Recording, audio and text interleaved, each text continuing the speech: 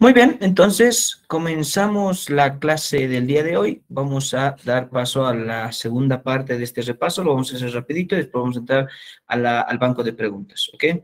Después les voy a pasar en PDF lo que son los bancos de preguntas ya resueltas, y el día de mañana también les voy a ir pasando otros bancos de preguntas, ¿ok? Otros bancos de preguntas o exámenes pasados resueltos para que lo vayan leyendo, ¿muy bien? Porque eso va a ser parte de su formación, ¿ok? Entonces, vamos a continuar entonces. Continuamos, muy bien, ayer hemos quedado viendo, en este caso, hasta el tema 5, ¿verdad? Ahora vamos a empezar tema 6 hasta el tema 12, ¿ok? Vamos a hacerlo rápido, vamos a ir aplicando solamente las partes más fundamentales. Ya les he pasado a cada uno, cada resumen que lo ven ahorita, y vamos a ir dando solamente datos importantes. Muy bien, entonces vamos a empezar hablando del virus del sarampión, virus de la rubiola y lo que es el parvovirus, ¿listo? En este caso vamos a hablar específicamente de lo que son, o vamos a continuar de lo que son los agentes productores de infecciones en la piel o partes blandas y enfermedades exantémicas y eruptivas, ¿ok? Entonces,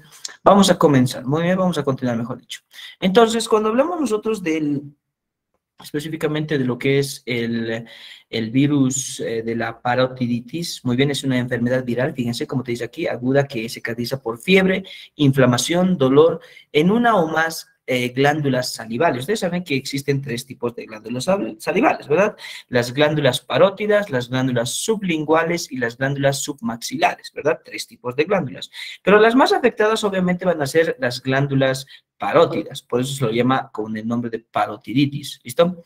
Muy bien, en el caso de la patogenia tienes que tener muy en cuenta es que ingresa por el tracto respiratorio, es decir, vía inhalatoria, muy bien, nasal, y también en este caso lo que va a pasar con este virus es que va a atravesar la mucosa nasal, muy bien, va a haber una replicación local en ese lugar, en esas células que específicamente ha invadido, y después va a llegar hacia el torrente sanguíneo. Muy bien, en pocas palabras, el virus se va a esparcir por la sangre, a eso se le llama como una viremia, y puede dar lugar a tres posibles escenarios, a tres posibles infecciones. Escucha muy bien. Primero, glándula parótida, muy bien, el virus ingresa a través del conducto excretor, muy bien, el virus se empieza a multiplicar en las células de los conductos, muy bien, la inflamación local, en este caso, provoca una intensa hinchazón específicamente, y lo que va a pasar es obstruir, muy bien, la glándula excretora, muy bien, que lo va a llevar a que empiece a crecer específicamente una sola parótida o ambas, muy bien, eso se llama unilateral o bilateral. ¿Listo? Eso nunca te olvides. En el caso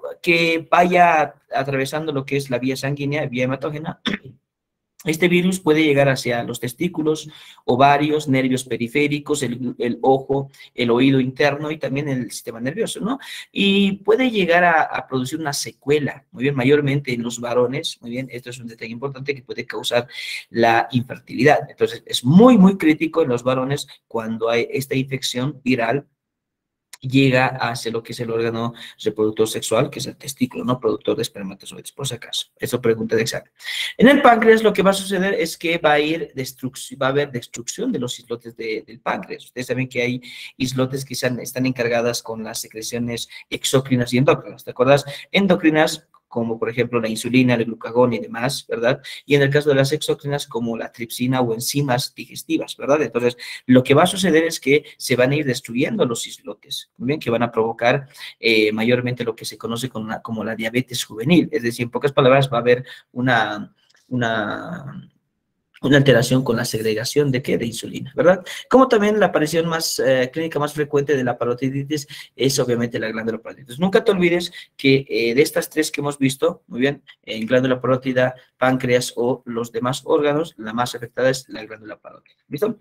Muy bien. Detalle importante, menciones clínicas. Nunca te olvides que el 35% de los casos es asintomático, pero el otro 65% va a presentar ¿qué? Dolor en oído, muy bien, si es que se ha instalado en oído interno, hinchazón en la glándula parótida, que es lo más importante, inflamaciones de glándulas, orquitis, ya hemos dicho, ¿verdad? Mastitis, lo que obviamente va a suceder es que estas glándulas van a tener conductos y esos conductos van a ser obstruidos y al estar obstruidos, obviamente van a empezar a hincharse, van a empezar a inflamarse. Muy bien, van a haber complicaciones poco frecuentes. Una de las poco frecuentes son las meningoencefalitis, producidas por el virus de la parotiditis, ¿ok? Es un detalle importante. Muy bien, en el diagnóstico este virus pertenece al género Paramyxovirus, así se los conoce, y se los puede diagnosticar clínicamente, obviamente por los signos y síntomas que se presentan, y también virológicamente. En el caso de la virología se necesita sí o sí un examen directo o indirecto. En el directo, la muestra importante va a ser la saliva y el exudado faríngeo, muy bien, secreciones. Y en el cultivo, en este caso,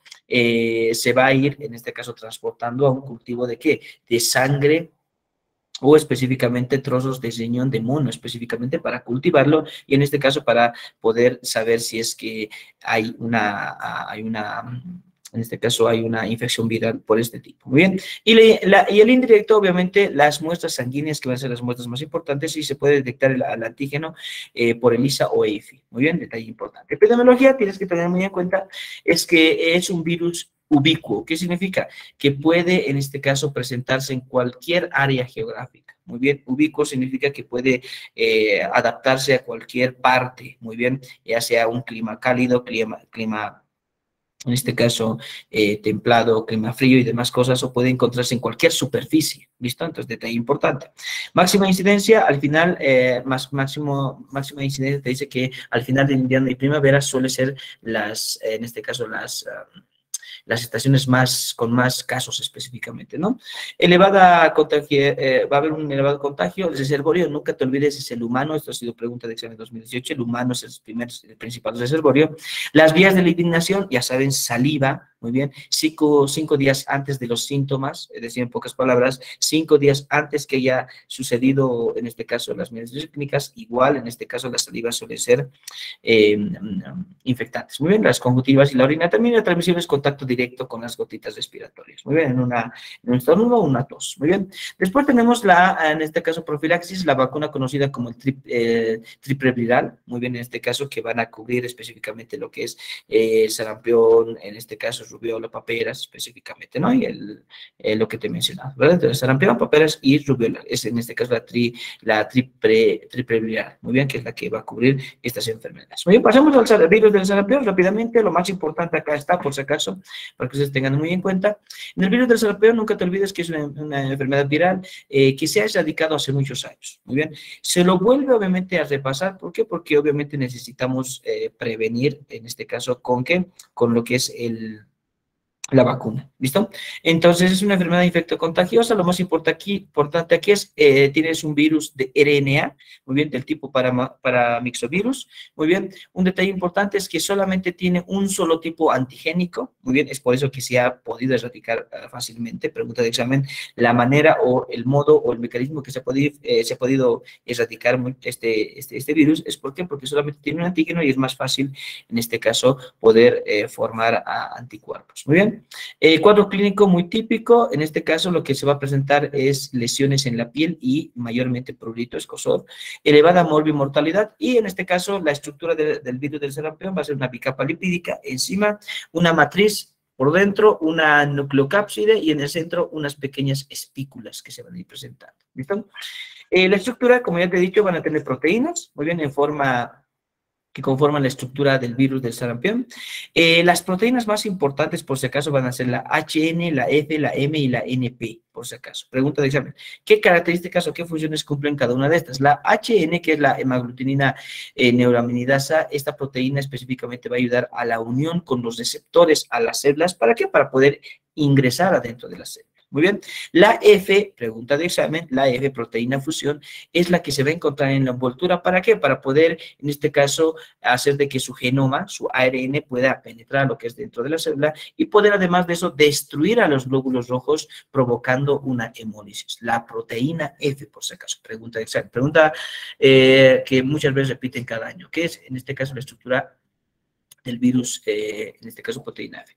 ¿Qué más? La M, que es en este caso proteína de la matriz, se encuentra dentro de la envoltura y en este caso sirve para ensamblaje del virus. Obviamente, una vez que ha ingresado a la célula, una vez que ya ha instalado su genoma, ahí ya se va a empezar a manifestar la proteína M. ¿Para qué? Para poder, en este caso, ensamblar al virus. Muy bien. Y la proteína NP, que son nucleoproteínas, muy bien, y las otras que son las proteínas P, que son las fosfoproteínas, y las L, que son las proteínas largas, así por las iniciales en este caso, van a actuar específicamente dentro del hospedador, Muy bien, y en este caso se van a encontrar en el nucleocápside y van a actuar junto con el RNA, ¿listo? Para, obviamente, replicación, ¿listo? Entonces, el NP, la proteína NP, la proteína P y la proteína L sirven para la replicación del genoma viral, por si acaso. Muy bien, este es un detalle muy importante. La replicación, muy bien, así se los he resumido así fácilmente. El virus del sarampión ingresa a la mucosa oral y se une a las proteínas, ¿te acuerdas? De las nucleocápsides y a las células del tracto respiratorio mediante esos receptores. Muy bien. ¿Qué es lo que va a hacer después? La nucleocápside se rompe y libera al genoma, al RNA. Después, ¿qué es lo que hace? El genoma presenta todas las porciones que codifican, en este caso, sus proteínas, y lo que va a hacer en este caso es replicarse en el citoplasma, y después se van a unir a los ribosomas para poder producir esas proteínas, ¿te acuerdas? Que hemos mencionado que van a formar la estructura. Muy bien, y tanto la proteína L, la proteína P, la proteína NP, muy bien, van a coadyuvar a que el RNA empiece a replicarse y después se empiece a crear nuevos virus. ¿Listo? Entonces, detalle importante.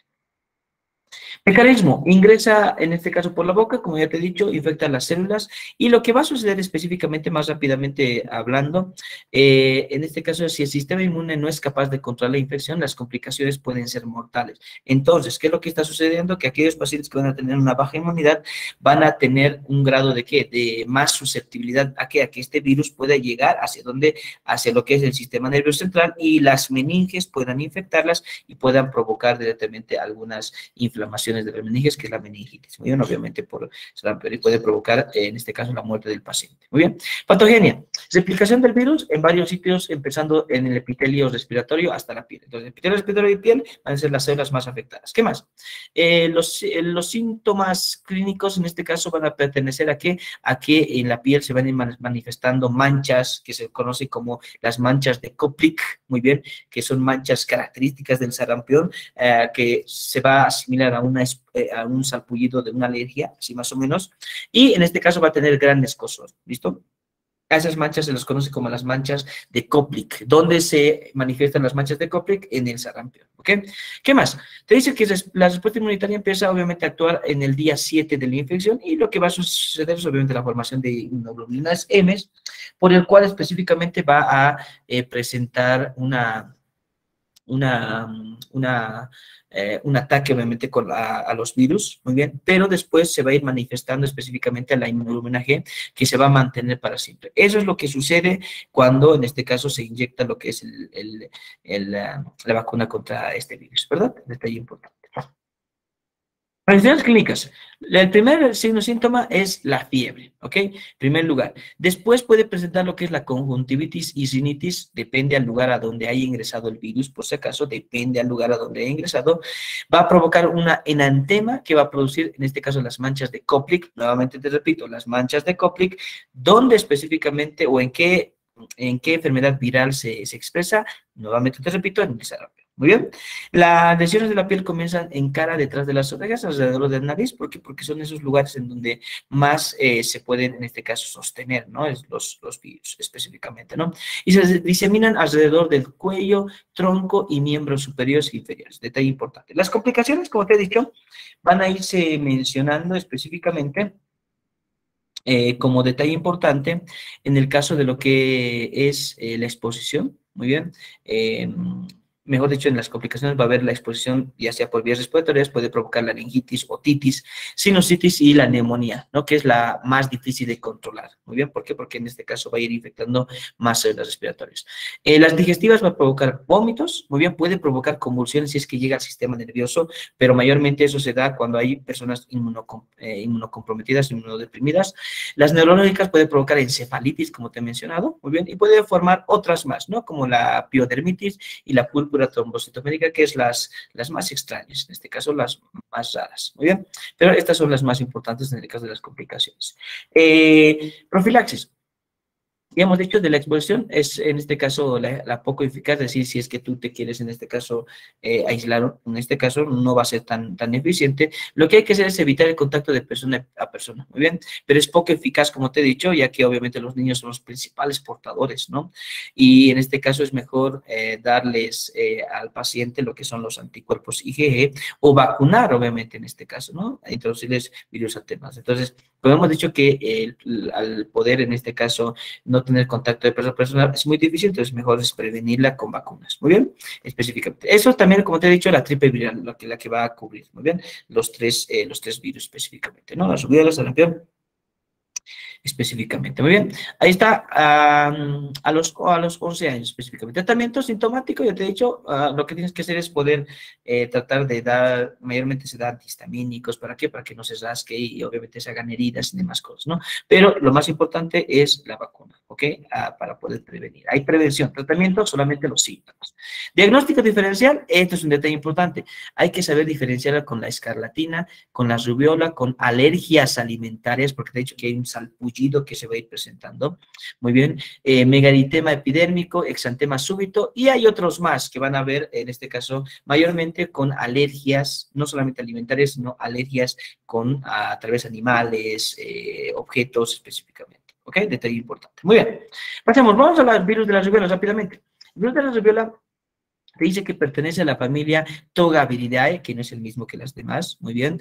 El rubivirus, muy bien, único miembro que es la rubiola, por si acaso, muy bien, se aparta de las demás otras que hemos visto ahorita. Característica es un virus esférico envuelto por peplómeros, muy bien, los peplómeros, muy bien, que son esas proteínas que van a rodear, en este caso, su gen. Es icosaédrica, en este caso RNA con polaridad positiva, te dice, y la replicación es, en este caso, la transcripción RNA genómica específicamente, ¿no?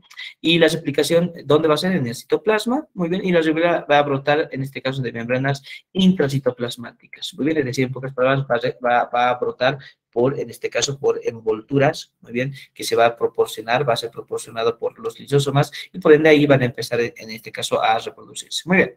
Patogenia. En este caso elimina a través de secreciones respiratorias, lo mismo, muy bien, el ingreso es rinofaringe, muy bien, a través de la nariz o específicamente de la boca, y se contagia con gotitas fluyen, ¿no? En el momento de que estornudas o toses, muy bien. Tiene dos fases clínicas, pregunta de examen. ¿Cuál es la infección viral por el cual está conformada de dos fases clínicas? La prodrómica y en este caso, la exantemática, así se lo conoce, ¿no? Esas dos fases clínicas. Es el virus de la rubiola, por si acaso. Pueden atravesar la membrana placentaria y por ende pueden provocar rubiola congénita. Pregunta de examen también, específicamente al momento de dar a conocer específicamente cuál es de los virus que puede presentar, en este caso, el bebé después de nacer. Muy bien, es una rubiola congénita. Muy bien.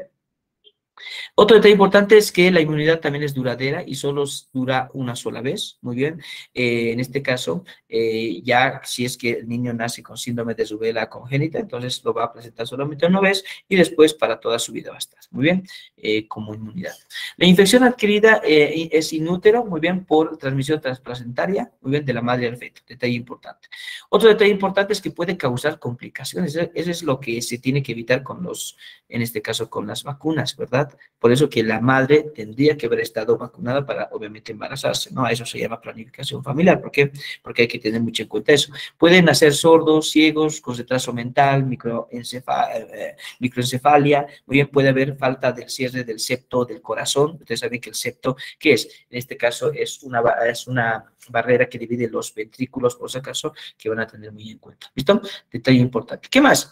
En este caso, muerte, en este caso, 20% antes de un año, es decir, que cuando hay en este caso, una síndrome de rubiola congénita, antes del año, muchas veces el bebé puede morir específicamente, ¿no? Con las complicaciones que se tienen. ¿Listo? Muy bien. Frecuencia según el momento de infección, muy bien, en las primeras 8 semanas, muy bien, la probabilidad es un 80%, y de 13 a 20 semanas de gestación, muy bien, de embarazo, la probabilidad es un 16%, es decir, en pocas palabras, mientras más, en este caso, mientras más semanas de gestación esté pasando la madre, entonces la probabilidad de poder transferir, en este caso el virus, al feto va a ser con poca probabilidad, ¿ok? Entonces, detalle importante, mientras más avanzado sea la gestación, menos probabilidad de transmisión, ¿listo? Detalle importante. Muy bien. Manifestaciones clínicas, vamos rápidamente. Tenemos aquí manifestaciones clínicas más importantes como, en este caso, como erupciones en tronco y extremidades, muy bien, se puede presentar esto en la infancia, muy bien, puede provocar no siempre fiebre, pero los nódulos linfáticos aumentados, a eso se llama la linfangitis, muy bien, puede ser post-auriculares, es decir, por detrás de la aurícula, suboccipitales por detrás de la nuca y cervicales por detrás del cuello, ¿listo? Entonces, esos son los lugares en donde se van a ir presentando esas erupciones. Muy bien. Dolor articular, va a haber específicamente, y una enfermedad exantémica leve específicamente, ¿ok? En un 50% mayormente se lo puede detallar. Vamos a ver de los periodos de la rubiola. Te he dicho que en este caso la rubiola tiene dos periodos, periodo prodrómico y periodo exantémico. El prodrómico te dice que va a haber en este caso puntos de Forchheimer, así se lo conoce, los puntos de Forchheimer, que se da en donde solamente se lo da en donde en el periodo prodrómico o predrómico, por si acaso. Muy bien. El velo del paladar, específicamente manchas rojo petequiales que se van a ir presentando en el paladar y adenopatías, como te he dicho, ¿no? Los retroauriculares, los cervicales y suboccipitales. En el caso del periodo exantémico, ¿qué significa periodo exantémico? Es en donde se van a presentar más, en este caso, signos. ¿Qué significa signo? En este caso, observaciones obviamente a la vista. Muy bien, mientras que el prodrómico muchas veces no va a ser tan visibles específicamente, ¿no? Obviamente los puntos de Fosse, por eso dicen puntos, porque van a ser puntitos que lo van a pasar desapercibido, mientras que el periodo exantémico van a ser los más llamativos. ¿Por qué? Porque van a haber manchas que pueden formar pequeñas bolsitas de agua maculopapulosa, a diferencia del sarampión. Así se van a distinguir estos. Muy bien. Empezar a brotar mayormente por el tronco, extremidades, muy bien en este caso, muy bien. Lo que te dice que también es respeta palma planta, que significa que en las palmas y en las plantas no van a haber signos y síntomas, muy bien, específicamente. ¿Qué más? La triada, ¿cuál es la triada? Pregunta de examen, triada de la rubiola, es la fiebre, exantema y adenopatías. Muy bien, fiebre, exantema y adenopatías. Esa es la triada de la rubiola, por si acaso. Muy bien, yo me acuerdo del mnemotécnico FEA. ¿Te vas a acordar ya? Bien bonito, ¿no? El mnemotécnico FEA. Fiebre, exantema y adenopatías. FEA. ¿Ok? Te vas a acordar de eso. Muy bien. La descamación es escasa o nula específicamente. ¿Por qué? Porque no se va a secar, sino van a mantenerse muy frescas y por ende no se van a, en este caso, se van a ir formando cosas. Muy bien, desprendimientos. Diagnóstico, nunca te olvides que en este caso mayormente el diagnóstico va a ser sintomatológico, obviamente con los signos y síntomas que va a presentar el paciente. Muy bien. Y lo que se debe hacer es obviamente agarrar pocos cantidades de células. ¿Para qué? Para poderlas llevar a cultivos. ¿No? Ese cultivo que se utiliza es el virus en vero, así se lo conoce, ¿no? El RK13, así se lo conoce, en el cual va a crecer lento específicamente, ¿no? ¿Cuáles son en este caso, las muestras que se utiliza? Se utiliza hisopados en fauces, es decir, en la parte inicial de la boca, en orina, mejor dicho, como muestra, muy bien, líquidos cefalorraquídeos que no son tan frecuentes utilizados, ¿no? Y leucocitos del recién nacido, detalle importante. En el caso de la serología, lo que se utiliza o se debe en este caso detectar son anticuerpos, mayormente los IgG, muy bien, del paciente. Muy bien, pasemos, profilaxis, vamos rapidito. De exposición te dice aislamiento estricto del contagiado. Muy bien, lo que se debe es aislar. Muy bien, después hay que hacer una inmunoprofilaxis, es decir, con gamma globulina, muy bien, que específicamente esta gamma globulina ha podido, en este caso, dar lugar a una menor cantidad de días en el cual va a estar como infectante. ¿Listo? Es decir, que en pocas palabras las gamma globulinas van a ayudar a su inmunidad a que pueda destruir a esos virus y destruir también a las células que han sido infectadas. Muy bien, pero en un corto tiempo, ¿no? Muy bien. No es tan eficaz, dicen. ¿Por qué? Porque obviamente solamente acorta los signos y síntomas, no los elimina a la mayor rapidez. Muy bien, en pocas palabras. La activa es obviamente la vacuna virus vivos atenuados. Eso se da obviamente, como te he dicho hace un principio, en las vacunas, en los recién nacidos, en los niños. Muy bien, a los 15 meses, a los 4 años y refuerzo a los 11 años. Muy bien, y el tratamiento, como te he dicho, es sintomático por los signos y síntomas que se tienen, ¿no? Las complicaciones, muy bien, hay un pronóstico excelente. ¿Qué te está diciendo eso? Que puede haber un pronóstico bueno, significa que no va a haber mayor complicación, no causa mayormente la muerte, sino que van a provocar algunas incapacidades, ¿no? Dolores articulares, encefalitis, que es muy rara, no se ha visto mucho, y la rubiola congénita también, que es muy rara. ¿Ok? Vamos, pasemos al tema número 7. Muy bien. Hemos hablado de esos 3 virus. Ahora pasemos a una bacteria. Muy bien, y vamos a pasar rápidamente a lo que son agentes productores de infección del sistema nervioso central, así rápidamente, para poder, en este caso, continuar con el tema. ¿Ok? Entonces, vamos a continuar. Pasemos entonces a Neisseria meningitidis. Muy bien. Este es una bacteria, se lo conoce como diplococo, muy bien, en este caso gram negativos. Oxidasa positivo, pregunta de examen, siempre que se realizan esto, oxidasa positivo. Es aerobio, muy bien, y se cultiva en medios muy enriquecidos, muy bien. El anterior clase les he dicho que los muy enriquecidos, los cultivos muy enriquecidos, ¿quiénes son? Los agar Taller Martin, agar sangre, agar chocolate, ¿verdad? Pero que las anteriores bacterias no utilizaban muchos medios enriquecidos. Este es el único que específicamente va a requerir estos medios enriquecidos, ¿ok? Este es el más importante. Entonces, si te preguntan cuál es el medio de cultivo para Neisseria meningitidis, o vas a ir mencionando los cultivos enriquecidos, ¿no? Muy bien, estas que te he mencionado. Invade la nasofaringe con posibilidad de que de diseminarse a partes del cuerpo específicamente, y estos meningococos, así también se los denomina por si acaso, se adhieren en forma selectiva a los receptores específicos de las células columnares no ciliadas. ¿Qué significa columnares no ciliadas? Epitelio cilíndrico pero sin cilios. Muy bien, a eso se está refiriendo. ¿Ok? ¿Y eso dónde podemos encontrar? Podemos encontrar mayormente en uretra y demás lugares. Pero, muy bien, por eso, en este caso, la Neisseria específicamente toma esos lugares, ¿verdad? Pero como es de la especie meningitidis, ya tienen otras apetencias también. Muy bien, se reconocen 3 serotipos, por si acaso, los cuales son los más importantes, la A, la B, la C, la X, la Y, muy bien, y también hay una W del tipo 135, así se lo conoce. Muy bien, entonces, esos son los más importantes, A, B, C, X, Y y W. Muy bien, 135. Los serotipos Y y W135 se asocian con mayor frecuencia a la neumonía meningocócica. Pregunta de examen, y esto ha sido extraído, y ahí te le he puesto libro de Murray, pregunta de examen. ¿Ok? Los serotipos Y BW, mejor dicho, 135. ¿Ok? Pregunta de examen. ¿Qué más?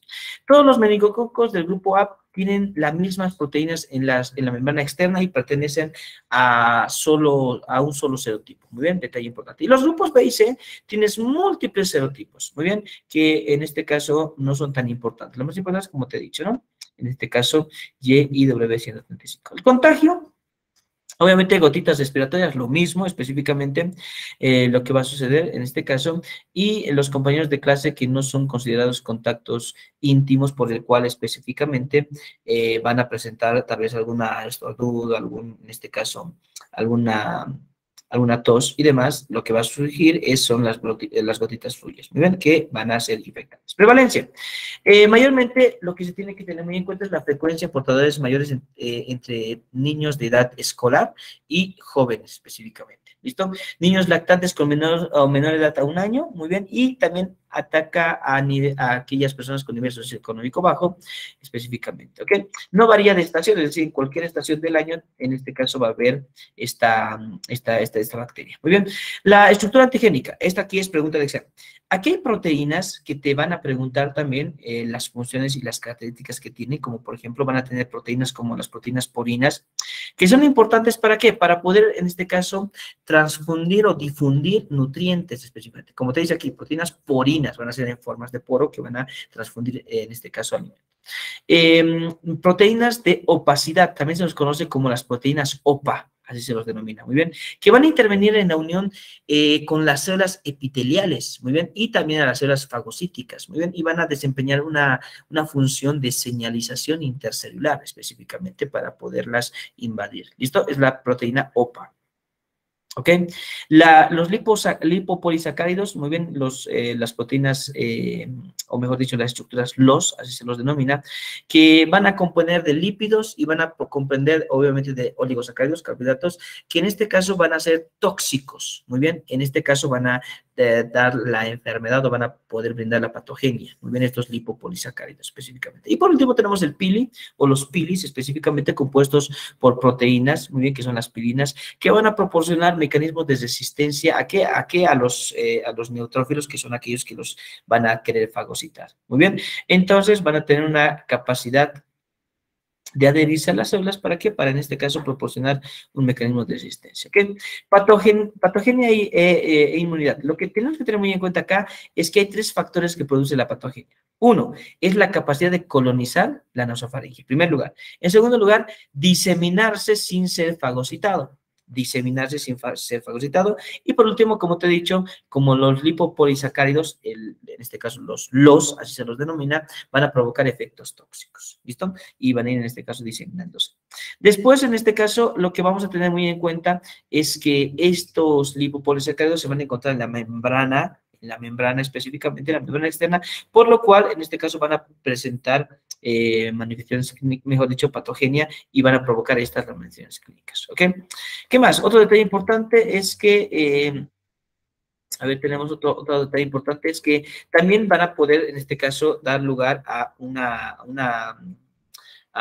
transporte por vía sanguínea o hematógena específicamente, y puede provocar algunas fallas multiorgánicas. Muy bien. Manifestaciones clínicas, como te he dicho, el lugar en donde van a colonizarse más van a ser en la rinofaringe. En pocas palabras, va a provocar rinofaringitis. Muy bien, específicamente. Es muy contagioso y en este caso puede dar lugar a brotes epidémicos. El exantema, esto va a producir en este caso daños vasculares locales y va a presentar tanto en miembros superiores como inferiores. ¿Listo? El exantema.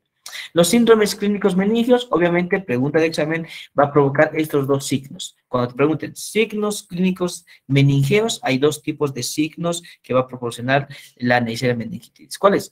El signo de Kerning, muy bien, así se conoce el signo de Kerning, provocado por la rigidez de los tendones de la rodilla, que obviamente va a impedir que se enderecen específicamente la pierna cuando se va a empezar a flexionar. ¿Ok?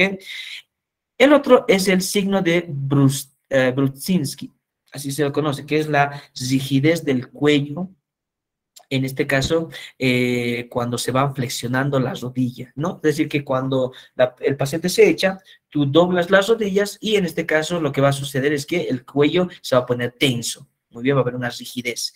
Muy bien, porque la mayoría de las personas, ¿qué es lo que hacen? En este caso, cuando hay signo de Brudzinski positivo, es decir, que hay ese signo, lo que va a suceder es que su cuello se hace tenso y empieza, en este caso, a hacerse más erecto. Muy bien, pero en el caso de lo que no se manifiesta en el signo de Brudzinski, pacientes que no tienen esta enfermedad, cuando tú flexionas sus rodillas, entonces lo que va a suceder es que no va a haber una rigidez en el cuello. ¿Ok? Detalle importante. Entonces, estos 2 signos son importantes en esto. Muy bien. La meningitis purulenta, esto va a ser en este caso en un tiempo esporádico, va a ser un tiempo limitado, específicamente de 2 días, muchos libros te dicen. Va a haber en este caso fiebres, rigidez de nuca también, muy bien, se va a presentar el signo de Brudzinski también. Muy bien, puede provocar también en este caso algunas otras características, como por ejemplo, van a presentar a pacientes en coma, muy bien, muchas veces este proceso va a ser en corto tiempo. El diagnóstico, muy bien, en este caso va a ser sospecha clínica, muy bien, antecedentes epidemiológicos, específicamente dónde se encontró y demás, y los factores de riesgo. Muy bien, en el diagnóstico lo que tenemos que tener muy en cuenta son sangre. Podemos hacer un hemocultivo, muy bien. Además de eso, tenemos que ver específicamente cómo está el sistema nervioso central. Por ende, podemos utilizar lo que es el TAC, tomografía sacroputorizada. Y el más importante, pregunta de examen para la meningitis. ¿Qué es lo que se utiliza? La punción lubar. Es decir, ¿qué muestras necesitamos utilizar? El líquido cefalorraquídeo. ¿Listo? Ese es el gold estándar. ¿Qué significa gold estándar? Significa es el examen de oro. Es lo que más se utiliza para poder, en este caso, saber si es que está infectado con una meningitis por Neisseria meningocócica. ¿Ok? Detalle importante. Muy bien, la punción lumbar. Después, ¿qué tenemos? Tenemos el diagnóstico microbiológico, muy bien, tinción Gram, ustedes saben que es Gram negativo. El cultivo que se utiliza, hemos dicho que son los más enriquecidos, muy bien, en este caso, y ahí tenemos, ¿verdad?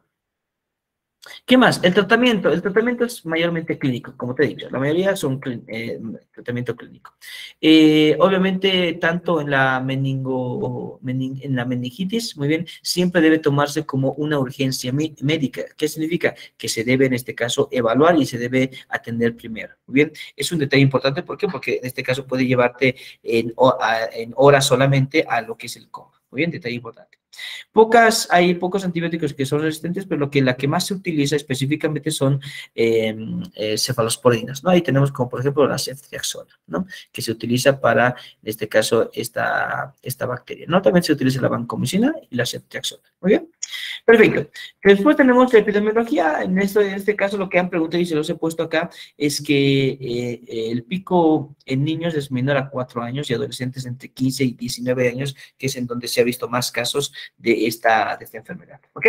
Prevención. Pacientes deben ser aislados hasta al menos 24 horas después de iniciado la terapia de antibióticos. Muy bien. Y obviamente contactar a autoridades sanitarias para obviamente iniciar lo que son las quimioprofilaxis, muy bien, específicamente, ¿no? Lo que también se tiene que tener muy en cuenta es que la aplicación de los antibióticos, muy bien, los antimicrobianos, van a ser importantes para que ya no vaya, en este caso, infectando más sistema nervioso. Muy bien, detalle importante. Y además de eso, es necesario aislar muy bien específicamente al paciente. ¿Para qué? Para que las gotitas fluyen no sean, en este caso, medios de transporte de la bacteria. Muy bien. La vacuna, hemos dicho que la vacuna es contra el polisacárido del meningococo tetravalente. Muy bien. Así se lo denomina el MPSV4, así se lo denomina en la vacuna, por si acaso, o también llamado la menomune, así se lo conoce, ¿no? O también muchos libros lo denominan como la menoinmune, así se conoce la vacuna. ¿Okay? ¿A qué grupos van a poder, en este caso, ser activos esta vacuna? A los grupos A, C, I, W, 135, muy bien, los más importantes. Y hay poca efectividad en quienes, en menores de 2 años específicamente, ¿no? Es lo que tenemos que tener muy en cuenta. No va a actuar en quienes, en el serotipo B, detalle importante que tienes que tener muy en cuenta. ¿Listo? Muy bien, pasemos. Vamos al tema número 8, Streptococcus agalactiae, muy bien, y Listeria monocitogenes. Muy bien, esta parte, muy bien, lo tengo se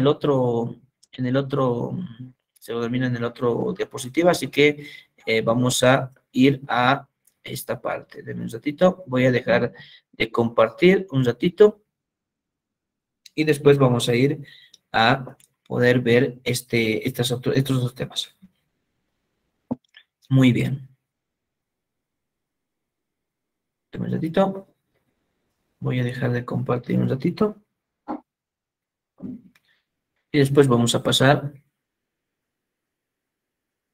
a esta parte. Muy bien. Dejo de compartir un ratito. ¿Para qué? Para volver a compartir esto. A ver, entonces, un ratito.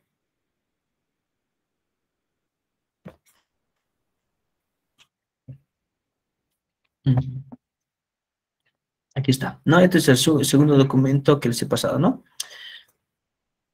Ok, en cuanto aparezca, por favor, me confirman en el chat, ¿ya? Cuando aparezca, me confirman en el chat para poder continuar.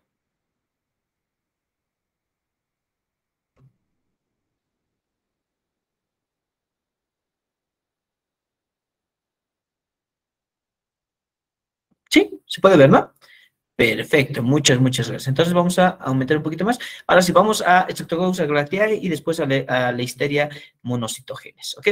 Entonces, continuamos. Si se puede ver, me dicen. Perfecto, ahí está. Muy bien, pasemos. Entonces, vamos a Streptococcus agalactiae y Listeria monocitogenes. Ambos obviamente van a ser gram positivos, detalle importante, ¿ok? Ambos van a ser gram positivos.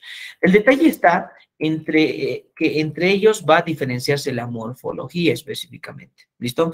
Listeria monocitogenes tiene forma basilar, muy bien, y en cambio Streptococcus agalactiae tiene una forma esférica, es un coco, por eso te dice así, ¿no? Muy bien, y obviamente además de eso, Estos van a estar agrupados en cadenas específicas, por eso se llaman estrepto. Muy bien, estreptococos. Muy bien, pasemos. Empecemos con Listeria monocitogenes. Lo más importante, se los he puesto solamente lo más importante que se va preguntando. Son los positivos cortos y regulares no esporulados, es decir, que no tienen capacidad de esporular, de poder formar formas de resistencia. No son ramificados, en este caso que suelen observarse en disposición individual y formando cadenas cortas. Es en este caso la Listeria monocitogenes. En cultivos viejos pueden aparecer formando filamentos, muy bien, en este caso, es decir, que cada vez que en este caso van formando estos bacilos, van formando nuevos bacilos, en este caso van a irse obviamente agrupando en dos, en tres y después se van cortando. ¿Listo? Van, en este caso, degenerándose unos y van creciendo nuevos, ¿verdad? Entonces, por eso solamente van a ir teniendo una formación de cadenas cortas. ¿Listo? Detalle importante. En cultivos, ¿qué más te dice? Presenta 1 a 5 flagelos perítricos, que significa múltiples. Perítricos significa que van a estar bien, ¿cómo se dice?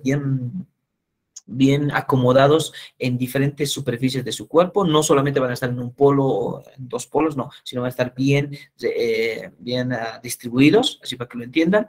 Le confieren movilidad ¿a cuánto? A 28 grados centígrados específicamente, y te dice que estas listerias van a ser anaerobias facultativas. ¿Qué significa anaerobia facultativa? Significa que en este caso, si no tiene oxígeno para su metabolismo, no lo va a utilizar, muy bien, sino lo va a ir metabolizando sin, en este caso, sin presencia de oxígeno. Catalasa positiva y oxidasa negativa. Esto suelen preguntar mucho. Muy bien. Catalasa, estos son, ¿cómo se dice? Son detalles bioquímicos, muy bien, que suelen preguntar. ¿Cuáles son los detalles bioquímicos o cuáles son las características bioquímicas de la Listeria monocitogenes? Esto ha sido pregunta. Catalasa positiva y oxidasa negativa. ¿Ok? Detalle importante. ¿Qué más? Al realizar las pruebas, reacciones, en este caso de Boyes, Proker, así se lo conocen, y rojo de matilo, en este caso van a ser positivas, específicamente para poderlas observar. Características coloniales, específicamente lo que tenemos que tener muy en cuenta en esta parte. ¿Qué ha pasado? Ahora sí, muy bien. Creo que se ha cortado un poquito. Creo que se sigue viendo, ¿no? Ok, perfecto. Seguimos. Muy bien, seguimos. Las características coloniales, ¿qué te dice? Las colonias van a ser pequeñas, como te he mencionado, y específicamente van a ser lisas, muy bien, y al observarse a la lupa, muy bien, específicamente a la lupa, no solamente al microscopio, sino a la lupa, en este caso, se van a ir viendo reflejos de color azul verdoso, que es la característica más importante, muy bien, que es la que les va a dar la característica al poderlas diagnosticar, muy bien, y obviamente vamos a tener muy en cuenta de que esta bacteria va a requerir medios de cultivo enriquecidos en agar sangre, lo mismo que en este caso Neisseria meningitis, ¿te acuerdas? El mismo, muy bien, van a tener o van a requerir en este caso cultivos enriquecidos. ¿Qué más? Patogenia, tenemos que tener muy en cuenta de que esta Listeria monocitogenes va a presentar una toxina citolítica hemolítica que se lo conoce ¿con qué? Con el nombre de listerolicina O, ¿ok? Esta es otra pregunta de examen, esto lo han preguntado en 2019, pero era para llenar, ¿ok?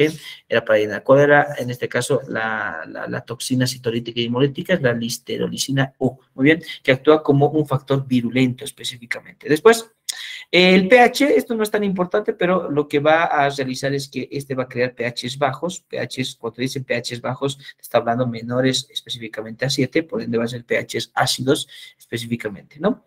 Después, el tropismo va a tener, es decir, su apetencia va a ser de que llegue hacia dónde, hacia el sistema nervioso central. Es decir, es frecuente durante una bacteremia cuando llegue, obviamente, esta bacteria hacia la sangre específicamente y va a llegar a qué, a poder producir lo que es la meningoencefalitis. Entonces, ¿va a haber una meningoencefalitis por listeria? Sí. Muy bien.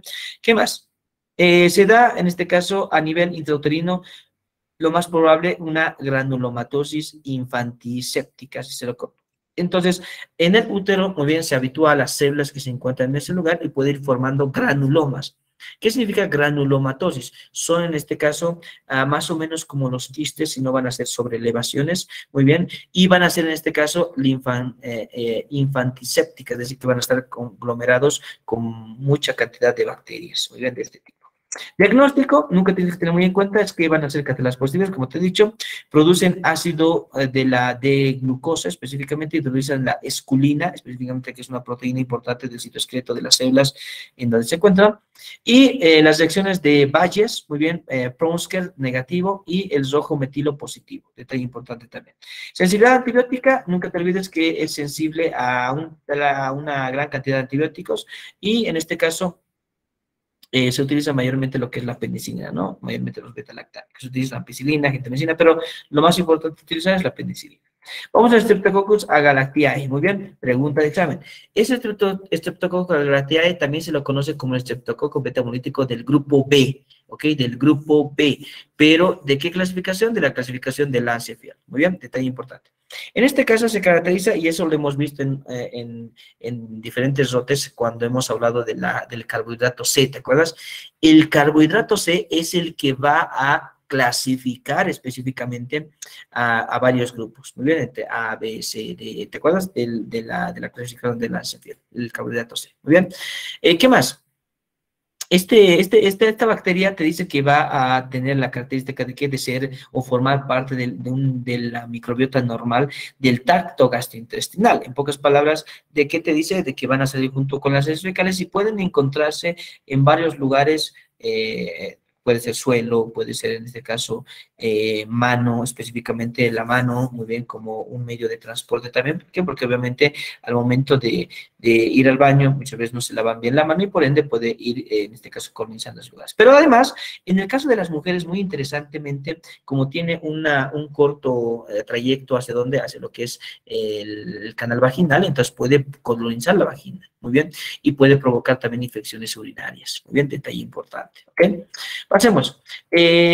Esta bacteria es la principal causa de la sepsis neonatal sin medidas de prevención. Fíjate, sepsis neonatal, te está diciendo de que al nacimiento, si es que se mancha específicamente de heces fecales, lo que es el recién nacido, puede producir específicamente enfermedad en el recién nacido. ¿Listo? Ese es un detalle. Por eso, cuando ustedes entren a lo que es el 5º año, van a llevar lo que es la obstetricia, van a llevar la materia de obstetricia y van a aprender de cómo hacer un parto. Muy bien, y de cómo en este caso no hacer de que toque específicamente las heces fecales de la madre con él, en este caso con lo que es el recién nacido o el neonato. ¿Por qué te digo eso? Porque la mujer al momento de que puja, muy bien, no solamente puja específicamente lo que es las fuerzas de contracción de la musculatura uterina, no, sino que también empieza a pujar, en este caso con lo que es heces fecales específicamente. Es un detalle muy importante. ¿Ok? Pasemos. Vamos rápidamente ¿qué más? Diagnóstico microbiológico, vamos a hacerlo rápido. En sangre te dice, se utiliza la muestra de sangre, líquido cefalorraquídeo, muy bien, y otras muestras significativas específicamente, ¿no? En los recién nacidos, muy bien, lo que se utiliza específicamente como muestras son las mucosas, muy bien, el aspirado gástrico, muy bien, la orina también y superficies cutáneas, ¿no? Específicamente para poder diagnosticar. Las pruebas bioquímicas, pregunta de examen, muy bien, de Streptococcus te dice que el CAM test, que es el más utilizado, muy bien, para poder en este caso saber si es que es esta bacteria. Muy bien. La hidrólisis del hipurato también es frecuentemente utilizado, pero el CAM test es el más utilizado. La resistencia a discos de bacitracina y cotrimoxazol al momento de cultivarlo también es importante realizar. ¿Listo? Muy bien. El tratamiento obviamente es penicilina G, en este caso que es el antibiótico de elección. ¿Listo? Aunque he visto que no han preguntado mucho tratamiento, así que muy bien, vayan memorizándose algunas, muy bien, obviamente, para que no les pesquen en curva, ¿no? Si es que directamente les preguntan tratamiento, ¿no? Pero si te das de cuenta, la mayoría es penicilina, ¿no? Muy bien, seguimos. Vamos al virus de la rabia, vamos al tema 9. Virus de la rabia. Es una zoonosis, específicamente, que no tiene una distribución geográfica y en particular está distribuida en todo el mundo, obviamente, y va a provocar específicamente muerte ¿Por qué te dice muerte muy cruel? Porque obviamente va a ser una muerte dolorosa, muy bien, provocando una encefalitis, muy bien, que va a progresar obviamente a la muerte. Muy bien, este virus obviamente es del tipo RNA, muy bien, si te das cuenta, la mayoría que hemos visto son RNA, que utiliza como reservorio a los mamíferos. ¿Pero qué mamíferos? Los mamíferos domésticos y selváticos, muy bien. Los domésticos, como ya te he dicho, los perros, los gatos, es por eso que en este caso yo he visto que en Salud Pública han ido a vacunar, ¿verdad? Contra el virus de la rabia. Eso está muy bien, ¿por qué? Porque obviamente los reservorios más importantes son los mamíferos domésticos y selváticos, ¿listo? Muy bien, ¿qué más? En el caso de lo que es la epidemiología, tienes que tener muy en cuenta es que este virus se encuentra en la saliva de los mamíferos, muy bien, en los cuales se presentan casos no solo con mordeduras de animales infectados al ser humano, sino también heridas abiertas por el cual ha habido un contacto con la saliva, ¿ok? Por eso hay que tener muy en cuenta de que no hay que tener heridas abiertas al momento de que tú estás acariciando a los perritos. No, yo he visto que muchas personas al momento de pasar por la calle van acariciando a los perritos, ¿verdad? Eso está bonito, está muy bien, pero cerciórate que no tengas heridas por si acaso y ese perrito te empiece a lamer, bien, esa parte de las heridas. ¿Por qué? Porque puede haber de que no había sido vacunado por si acaso. Entonces, detalle importante. No siempre es por mordeduras, sino específicamente puede ser por algunas soluciones de continuidad. ¿Qué significa solución de continuidad? Heridas específicamente que tienen contacto con la saliva del animal infectado. ¿Ok? No infecta a ningún grupo etario específicamente, pero sí cuenta su actividad laboral, como por ejemplo los guardafaunas o los veterinarios, que mayormente van a tener más contacto con esa saliva animal o pueden también ser agredidos por estos animales, ¿ok? Entonces te está diciendo de que no hay un grupo etario específico quienes van a ser afectados, no hay, sino aquellos que van a trabajar con estos animales, ¿ok? Este virus obviamente es totalmente prevenible, lo cual su incidencia es por las fallas que existen en las campañas o promociones específicamente que hacemos nosotros, es decir, que no educamos muy bien a la población, en pocas palabras, esa es la gran, en este caso, la gran característica, no prevenir específicamente, no, que no sepan la gente mucho de esta parte. Muy bien, etiología, te dice que es del género Lisavirus, así se lo conoce, comprende 7 serotipos, siendo el serotipo 1 el virus de la rabia clásica, es el tipo 1, el serotipo 1 que va a dar lugar a esto. Muy bien, familia Rhabdoviridae, tiene una envoltura bicapa lipídica, como lo que ven acá específicamente, y un genoma RNA monocatenario. Muy bien. Y, escucha muy bien, la forma característica. Esto lo han preguntado en varios exámenes, por si acaso. ¿Qué forma tiene el virus de la rabia? Facilito, forma de bala, así lo denominan, y esa es la característica, ¿no? Mayormente suelen preguntar eso. Muy bien. ¿Qué proteínas tienen? Esta es otra pregunta de examen. Por eso les he puesto cada proteína con sus funciones. Eso es lo que te van a preguntar. A ver, empezaremos. La proteína N, como por ejemplo, te dice que forma anticuerpos del grupo que regula la transcripción y replicación del virus. Muy bien. ¿En dónde? En el sistema nervioso central. ¿Listo? Entonces, la proteína M tiene la capacidad de poder formar anticuerpos, muy bien, que va a regular la transcripción y replicación del virus. La glucoproteína G, detalle importante, te dice que este va a formar anticuerpos de la cepa y lo que vas a realizar específicamente es poder formar, en este caso, formar o dar opción a un sistema inmune de generar anticuerpos neutralizantes. En pocas palabras, esta glucoproteína G que va a tener el virus va a ser como un identificador. Muy bien, así como nosotros tenemos una huella digital que nos identifica a cada uno de nosotros, ellos también van a tener su huella digital que va a ser la glucoproteína G. ¿Listo? Esta es la más importante, la glucoproteína G, que nos ayuda a poder realizar específicamente estas vacunas, ¿ok? Esta proteína es importante para la elaboración de las vacunas, como te he dicho. Pregunta de examen. ¿Cuál ha sido? La glucoproteína G. Pasemos. Proteínas NS, ¿no? Estas igual van a ser utilizadas para la replicación viral, muy bien, específicamente, y les va a defender, además de eso, le va a defender al virus del ataque enzimático, ¿no? Específicamente de los organelos que tiene la neurona. Muy bien. ¿Qué más? La proteína L, muy bien, va a tener una función enzimática, específicamente para el traslado del virus, ¿a dónde? A lo que es la acción de la neurona. Muy bien. Obviamente tiene que haber un transporte, y ese transporte va a ser la proteína L que estás viendo acá. Muy bien. La proteína L. Muy bien. Ahí está. Muy bien, después tenemos la proteína NC, muy bien, que no es lo mismo que NS, muy bien, muchos se equivocan con la NS y la NC.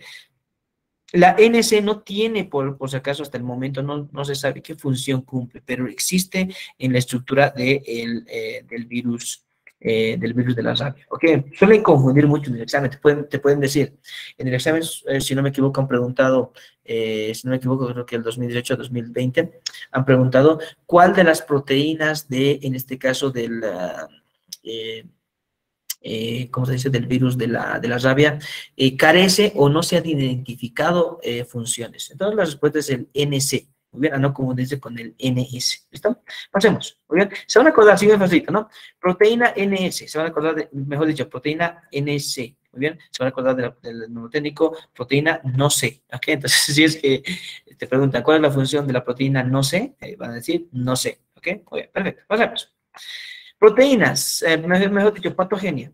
En este caso, la mordedura o arañazo del animal te dice que, o contacto con la saliva, en este caso de una piel no intacta con herida, específicamente va a ser la puerta de entrada. ¿Listo?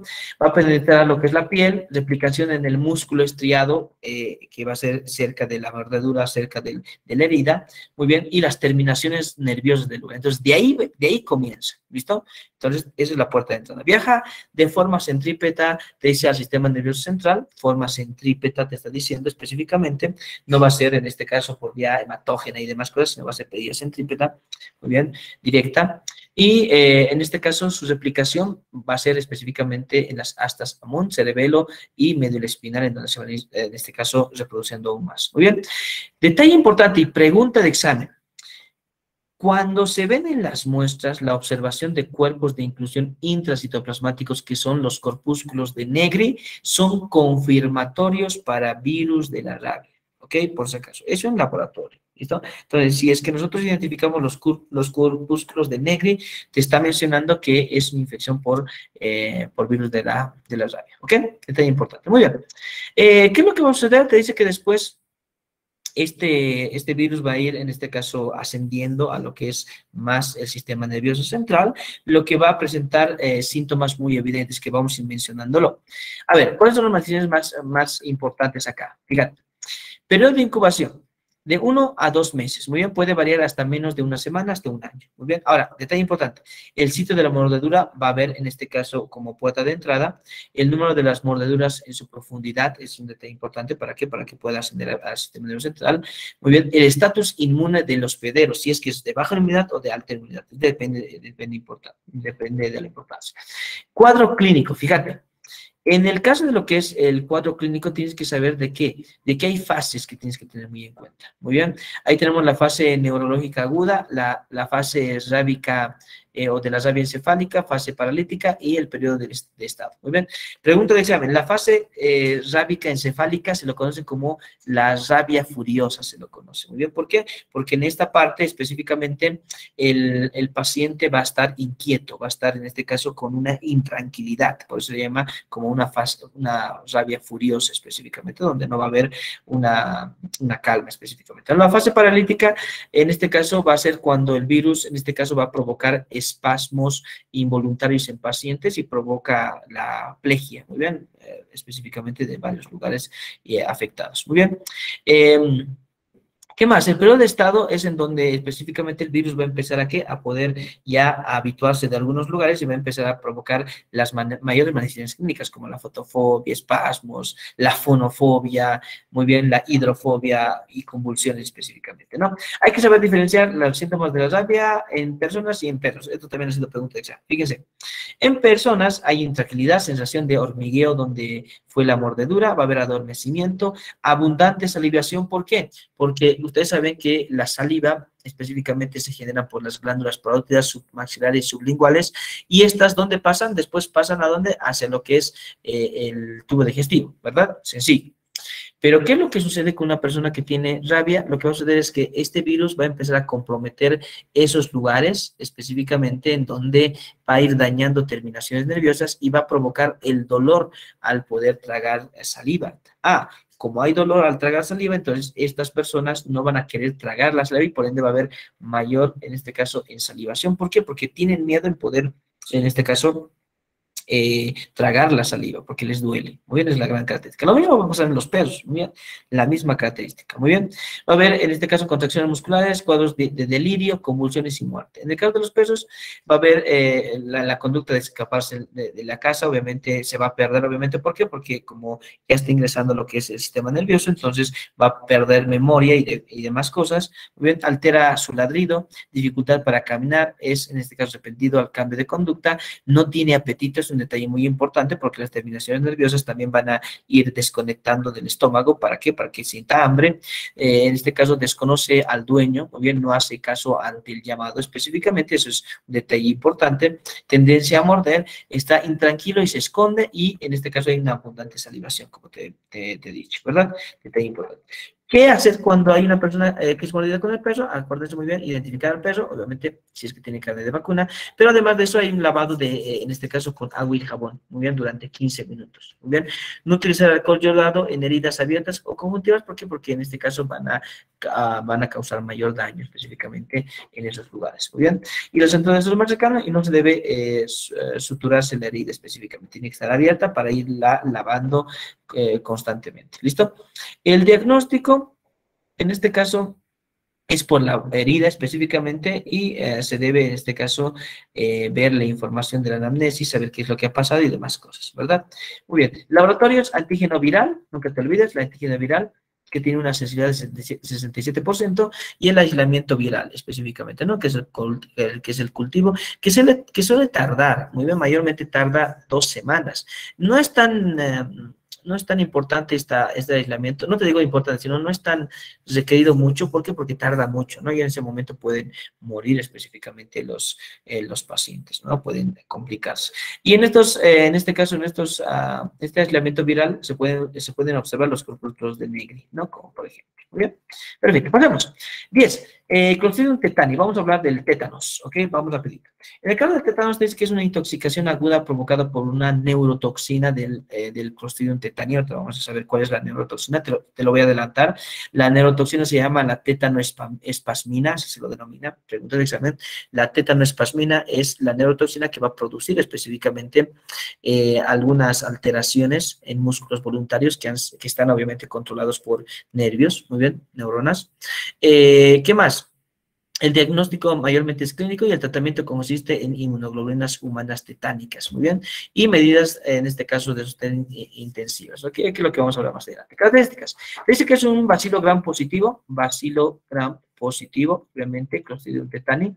Muy bien, perteneciente a la familia Clostridiceae. Muy bien, ahí tenemos los cultivos frescos, en este caso se tiñen mayormente de azul, muy bien, y en este caso tras 24 horas van creciendo específicamente en los cultivos, ¿no?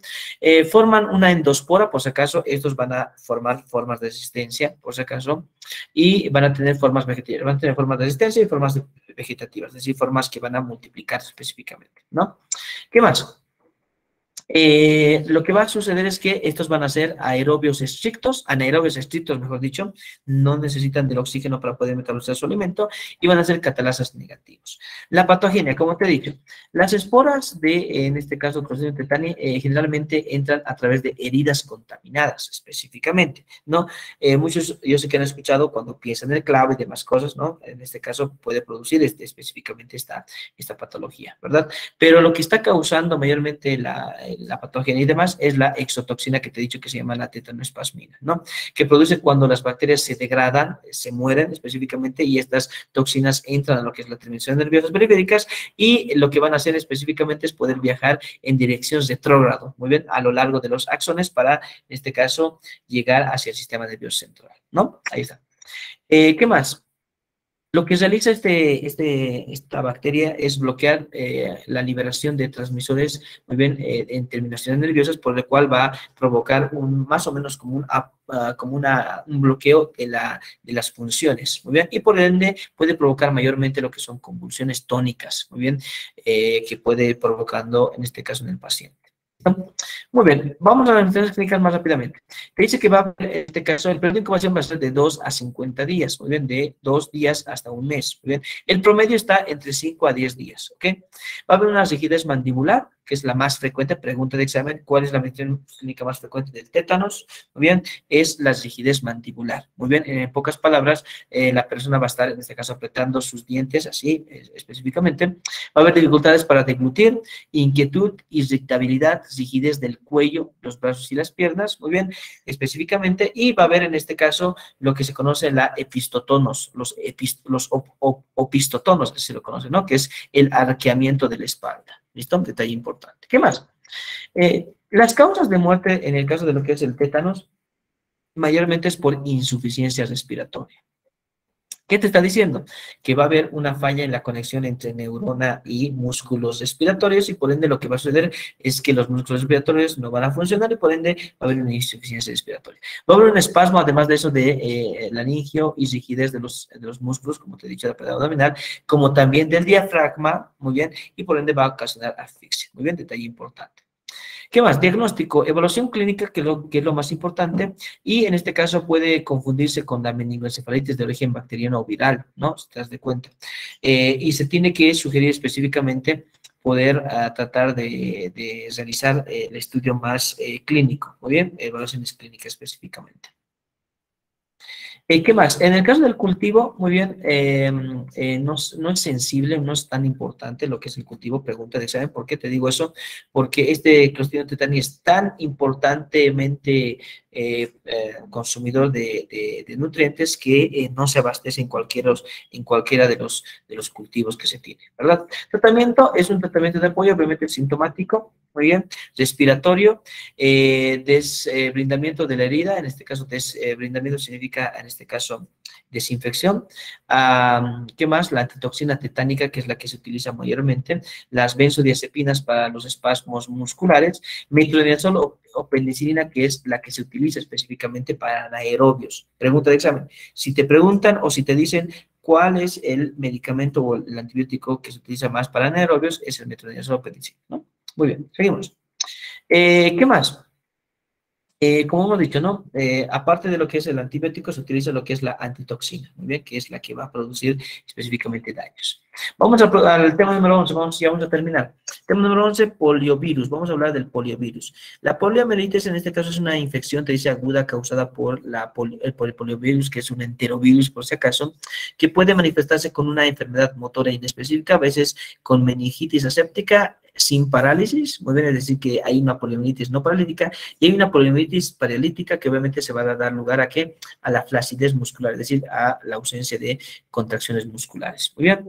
¿Qué más? Tratamiento sintomático, lo mismo, muy bien, porque es un virus, obviamente lo que se debe hacer es prevenir, muy bien, dando lugar a lo que es el antipolio específicamente. Hay tres tipos de poliovirus, pregunta de examen, esos tres, la más importante y la más frecuente es el tipo 1, que suele provocar mayormente las epidemias, ¿no? Tres tipos, el tipo 1 es el más importante. ¿Qué más? En el caso de la patogenia te dice que el virus ingresa a través de la vía oral fecal, en este caso, o fecal oral, mejor dicho, o respiratoria, y se multiplica en la mucosa orofaringea y en este caso llega al tubo digestivo inferior y por ende, en pocas palabras, va a ir, en este caso, llegando a ganglios cervicales, muy bien, ganglios mesentéricos y después, poco a poco, se va a ir, en este caso, llegando a lo que es el sistema nervioso, ¿listo? Va empezando a provocar infecciones paralíticas, infecciones no paralíticas, muy bien, todo eso con alteraciones del sistema nervioso. Manifestaciones clínicas, vamos rapidito a lo más importante. El 70-75% te dice que van a ser no sintomáticos, en pocas palabras, el 25% o 30% van a ser sintomáticas. Y esas sintomáticas se dividen en dos. Pregunta de examen, ¿cuáles son esos dos tipos de poliomielitis? Poliomielitis abortiva y la poliomielitis paralítica o no paralítica. ¿Listo? Detalle importante. Las abortivas te dicen que van a presentar mayor cantidad de fiebre, malestar general, cefalea y vómitos, específicamente, que no es tan específico. Muy bien. No aparecen en ese momento, no aparecen signos, síntomas neurológicos por si acaso, y en este caso la exploración física no es tan importante. ¿Por qué? Porque son signos y síntomas que se van a parecer a otras infecciones. La poliomielitis paralítica, y tenemos alrededor del 4% de los pacientes con infección por poliovirus, muy bien, desarrollan la afectación no paralítica, el 4%, y el otro restante específicamente, o menor a 1%, van a, en este caso, provocar lo que es la poliomelitis paralítica. ¿Listo? En este caso va a ser porque el virus en este caso va a ir afectando neuronas específicamente, ¿no? Diagnóstico, vamos a hacer de que la más importante va a ser la punción lumbar. Muestra líquido cefalorraquídeo. El cultivo viral también, en este caso, para lo que son heces, fauces, es decir, partes principales de la boca, y líquidos cefalorraquídeos son los más importantes para hacer un cultivo también. ¿Ok? Reacción en cadena polimerasa, es decir, el PCR también se utiliza mucho. ¿Para qué? Para poder ver específicamente el material genético del virus. Muy bien. ¿Qué más? Detalle importante acá, en el caso del tratamiento, la terapia convencional de la poliomielitis se basa en lo que son las medidas de apoyo, muy bien, como por ejemplo reposo, brindar analgésicos, en este caso cuando hay dolores repentinos, antipiréticos para lo que es la fiebre y demás, ¿verdad? Pero durante la mielitis, muy bien específicamente, lo que va a hacer específicamente es evitar complicaciones en este caso, dando lugar a lo que es reposo en cama del paciente, muy bien, y en este caso lo que va a suceder que cuando una persona esté en reposo en cama por mucho tiempo, puede presentar otras complicaciones, como te he dicho, ¿verdad? Puede haber una trombosis venosa profunda, cuando hay coágulos que van a ir, en este caso, circulando por sangre, y pueden, en este caso, matar al paciente, o también algunas atelectasias o algunas infecciones urinarias que pueden, en este caso, dar lugar al deceso del paciente. Muy bien. Prevención. Lo que tenemos que prevenir es todos los lactantes y niños que deben recibir la vacunación antipoliomielítica. Muy bien. Específicamente nos dice la Academia Estadounidense de Pediatría, por si acaso, de que se recomienda vacunar a los 2, 4 y entre los 6 a 18 meses. Muy bien, 4 dosis específicamente, ¿no? Con dosis de refuerzo. Muy bien, a los 4 y 6 años, ¿no? Ese es un detalle importante que tienes que tener muy en cuenta. ¿Listo? Las vacunaciones, muy bien, la vacuna Salk, muy bien, o virus inactivados, IPV, así se lo conoce, que se lo va a ir utilizando poco a poco, ¿no? En este caso, no ha entrado todavía a Bolivia, pero la que se va utilizando es el antipolio, muy bien, perfecto. Y por último, pasemos a los priones, muy bien, la parte más importante de los priones. A ver, en el caso de los priones, dice que son las enfermedades producidas por priones, son trastornos degenerativos progresivos del encéfalo, en primer lugar. Y te dice que en muy pocas ocasiones de otros órganos. El tropismo más importante de los priones son específicamente sistema nervioso. ¿Listo? Poco frecuentes o mortales y no tratables específicamente, porque aparecen cuando una proteína obviamente se transforma en una proteína anómala, muy bien, que se lo va a conocer como prión específicamente. ¿No? La estructura es que, pregunta de examen, ¿el prión qué es? El prión mayormente tiene una estructura glucoproteica, muy bien, es una glucoproteína, ¿listo? Con una estructura primaria, es decir, en cadena, muy bien, específicamente, presente mayormente en cerebro de oveja, específicamente, que es la que se ha aislado por primera vez, ¿no? ¿Qué más? Un detalle importante que tienes que tener muy en cuenta es que tiene un gen que se encuentra altamente conservado, muy identificado específicamente como el PRP. Muy bien, así se lo conoce, lo vamos a ir conociendo más adelante. ¿Qué más? Detalle importante, las enfermedades por priones pueden ser específicamente las esporádicas, las familiares y las contraídas. Muy bien. En el caso de las más frecuentes específicamente son las contraídas. Muy bien. Específicamente, ¿no? Mejor dicho, las esporádicas, perdón. Las esporádicas son las más frecuentes. En el caso de las menos frecuentes son las contraídas. Muy bien, ahí está. Las esporádicas, hay 3 tipos, te dice la enfermedad de Creutzfeldt, así se lo conoce Jacob, se lo conoce así, que es esporádica, que es la más frecuente de las tipos y es la más común entre las enfermedades de esporádicas. Entonces, detalle importante, la más frecuente es, de enfermedad priónica esporádica es la enfermedad de Creutzfeldt, en este caso, Jacob, así lo denomina, ¿no? El segundo es el insomnio mortal y la tercera es la prionopatía a variables sensible a proteasas. Muy bien, esas son las 3 importantes. Pero la más importante y la que vamos a tener muy en cuenta es esta, ¿no? Creutzfeldt, Jacob. Muy bien. El otro específicamente, que es la familiar, es obviamente por enfermedades por priones genéticos, muy bien, que van a implicar una mutación en el gen que, como te he dicho hace un ratito, la PRP-C. Muy bien, ese es el gen específicamente que se va a ir mutando y además de eso específicamente va a ser transmisible, muy bien, hereditario, muy bien, ahí está. Lo que tenemos que tener muy en cuenta es que esta mutación va a ser transportada por los cromosomas sexuales, es por eso que esta enfermedad priónica familiar van a ser más hereditarias. Muy bien, y serán tres grupos principales de enfermedades priónicas: la enfermedad de, ya te he dicho, Creutzfeldt-Jakob familiar, el isono familiar mortal y la enfermedad de Hertzmann, en este caso es Schaussel, así se lo conoce. Solamente se le conoce con estos dos nombres. Muy bien, el tercero, obviamente, en muchos libros no se encuentra, pero esos son los tres tipos, muy bien, en la familiar. Y por último tenemos las contraídas, que son las poco frecuentes. Se producen si se come carne de ternera infectada con, en este caso, la variante de la enfermedad, muy bien, que tenemos la más frecuente, ¿verdad? Ahí está, ¿no? Eh, en el caso de las enfermedades, en el caso de esta enfermedad, esta es obviamente la humana, la enfermedad de Creutzfeldt-Jakob. Pero en el caso de lo que es, en el caso de los animales, se lo conoce como la enfermedad de las vacas locas, así se los denomina, ¿no? Que es la que frecuentemente se escucha, ¿no? Por enfermedades priónicas. Muy bien. ¿Qué más? Si se trasplantan también órganos o tejidos contaminados, en este caso por los priones, o en este caso, si una sustancia contaminada con priones, como por ejemplo hormonas, se administra por inyecciones, puede ser, en este caso, si se realiza una cirugía cerebral con instrumentos contaminados por priones, es un detalle importante, y además si se recibe una transfusión de sangre contaminada con priones, ¿no? Que es lo menos frecuente, ¿ok? Detalle importante. La enfermedad causada por priones en animales, que en este caso se da en quienes, en ovejas, cabras, ganado vacuno, alces, ciervos, en este caso bisones y felinos. Lo más importante, el ganado vacuno, que es el que está más en contacto con nosotros. Muy bien. Estas enfermedades dicen que se transmiten de una especie en cuanto a los animales. Muy bien. Un animal se come a otro animal infectado. Muy bien, ese es el famoso carnivorismo. O puede ser si es que ese animal entra en contacto con fluidos corporales o residuos, o en este caso excretas de algunos animales. ¿Ok? Detalle importante. Como también suelos contaminados, ¿no? Comparte, en este caso, un hábitat en los animales infectados, ¿no? El diagnóstico, en el caso del diagnóstico, muy bien, esta enfermedad que es la más importante, muy bien, priónica, que es el Creutzfeldt-Jakob, solo se puede confirmar mediante una biopsia de cerebro, pero escucha muy bien, si nosotros hacemos biopsia de cerebro en un paciente, obviamente le podemos causar algunas alteraciones, ¿no?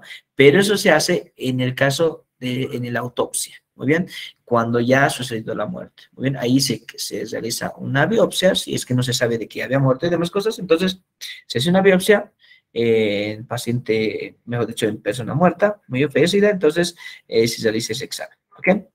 Se puede hacer, en este caso, algunas otras como electroencefalograma, imágenes por resonancia magnética y pruebas de líquido cefalorraquídeo también, muy bien, para poder hallar a estos priones. Tratamiento es el alivio a síntomas, es decir, que es un tratamiento sintomático, muy bien. Específicamente no existe curación para estas enfermedades priónicas, lo único que se debe en este caso calmar son los signos y síntomas. ¿Listo? Muy bien, detalle importante. En el caso de las enfermedades priónicas familiares, muy bien, obviamente es poder, en este caso, obviamente no se puede prevenir, obviamente, si no se puede detectar y, en este caso, dar un tratamiento oportuno. ¿Listo? Detalle importante. Entonces, hasta acá el temario que teníamos que resolver. ¿Ok? Ahora vamos a resolver los exámenes, pero antes de eso vamos a entrar a un receso, muchachos, un receso de 5 minutos para que ustedes tengan los ojos bien, en este caso, bien pegados a la pantalla. Para eso tendríamos que descansar por lo menos unos 5 minutitos, mínimo 5 minutitos, para luego hacer en este caso lo que es la resolución de exámenes. ¿Ok? Así que 5 minutos, muchachos, de receso, 5 minutitos de receso, voy a colocar aquí en el chat. Muy bien, 5 minutos de receso.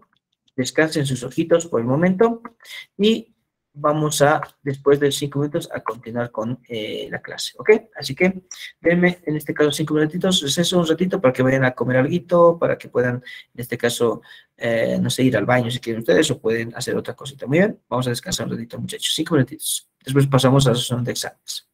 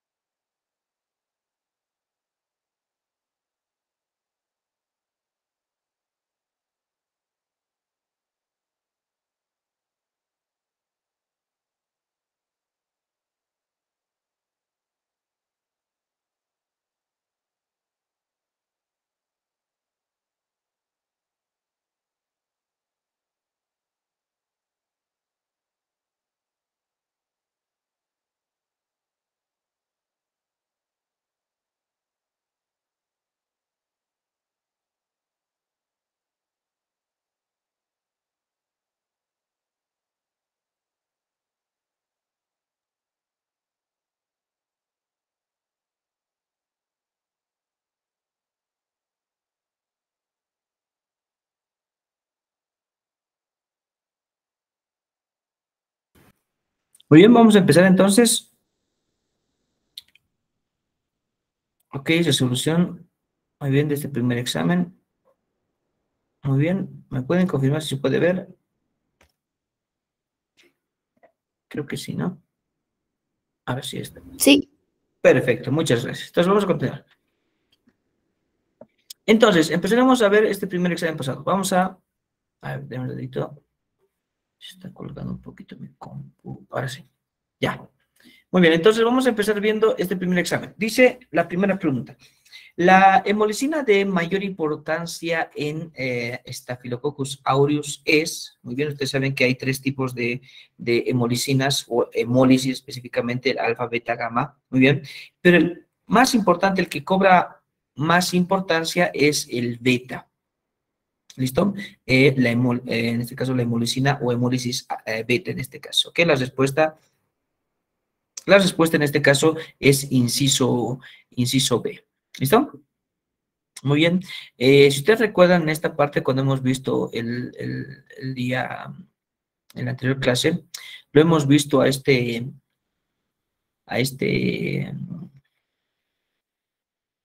ahora sí, vamos a colgar otra vez. Ahora sí. A esta bacteria, como hemos dicho, ¿no? Las hemólisis tipo alfa, beta y gamma, ¿verdad? El de mayor importancia que hemos dicho que era el beta, en este caso que se ve el halo transparente alrededor de la colonia, esto se ve obviamente en el cultivo. Y es el de mayor importancia, ¿por qué? Porque va a haber una ruptura total de los eritrocitos en este medio de cultivo y en este caso se va a representar una liberación total de la hemoglobina. Muy bien, por eso se conoce como de mayor importancia porque es el indicativo el que te va a dar lugar a lo que es el Staphylococcus aureus. Muy bien, pasemos rápidamente. Pregunta número 2.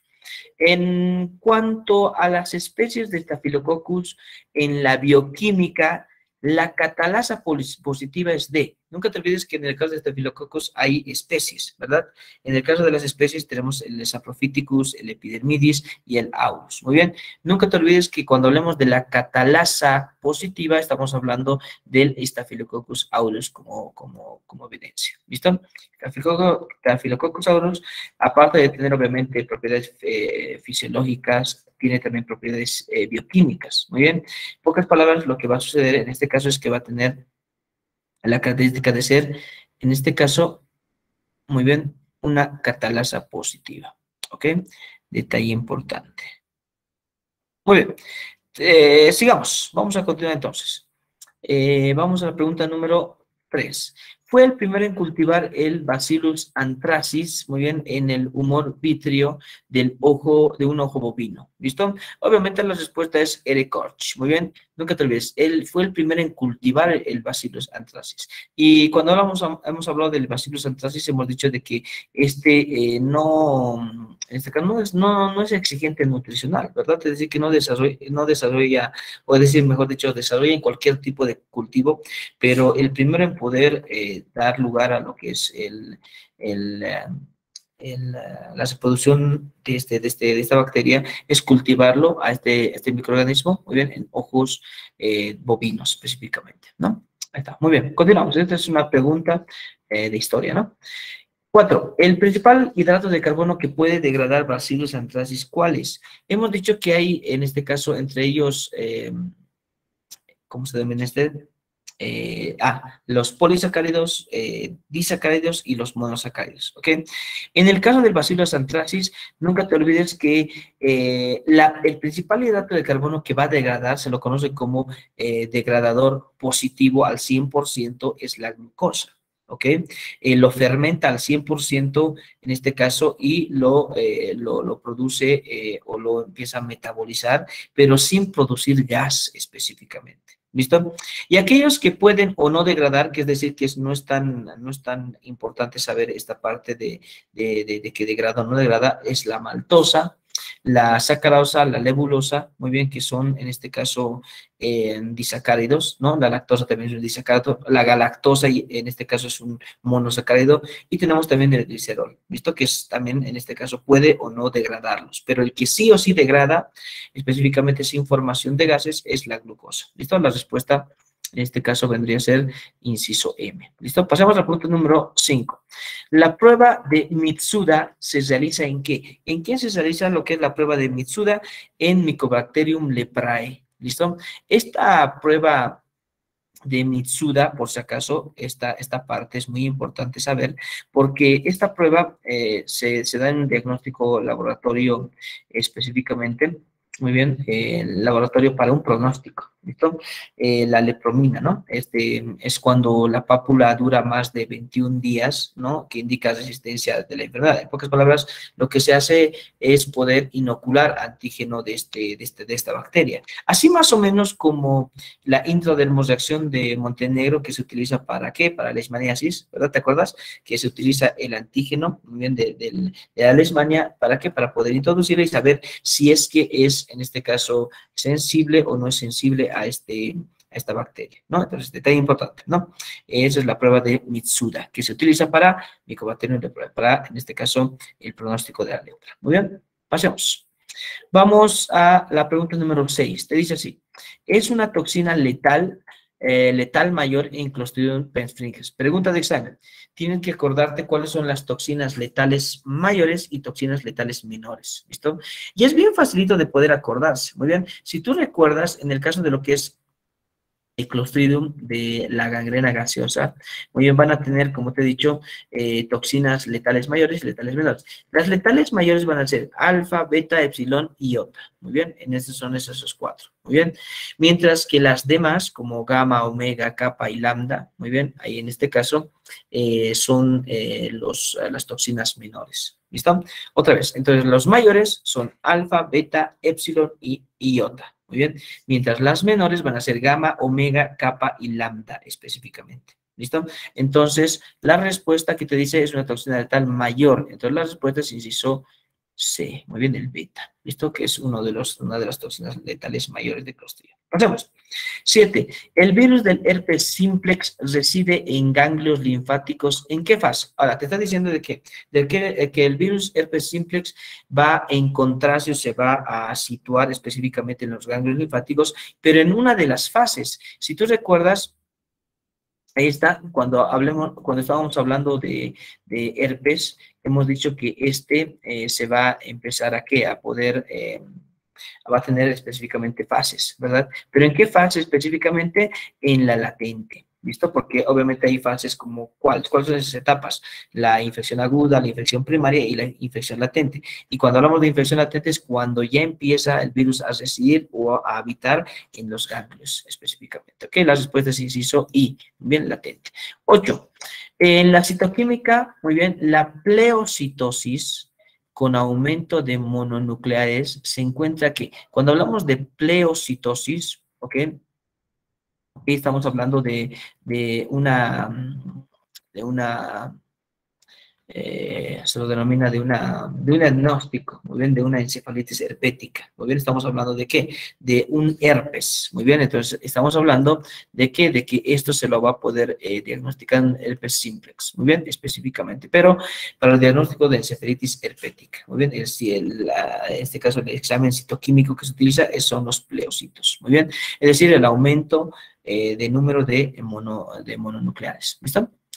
Continuamos, pasemos. En el caso de lo que es pregunta número 9, dice, en el virus del sarampión, la proteína que ayuda al genoma a penetrar la célula, que ayuda al genoma, al ARN del sarampión, donde adentro de la célula es la, inciso M, ¿no? La F, ¿no? Por si acaso, la F es, en este caso, la proteína que le ayuda. Nunca te olvides que la proteína F se lo llama F porque se lo conoce como proteína fusión, así se lo denomina, ¿no? ¿Por qué? Porque va a añadir al genoma adentro de la célula. Pasemos. Pregunta número 10. Está constituido por un periodo predrómico y un periodo exantémico, ¿ok? Aquí te está hablando del periodo predrómico, pero además, en este caso, está hablando de un periodo exantémico específicamente, ¿ok?